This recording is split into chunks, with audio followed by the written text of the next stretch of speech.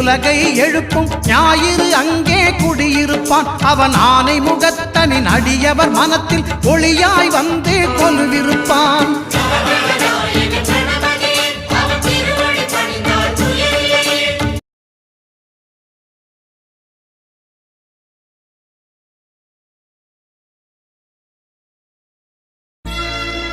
விநாயகனே வெப்பினையை வேறறுக்க வல்லான்.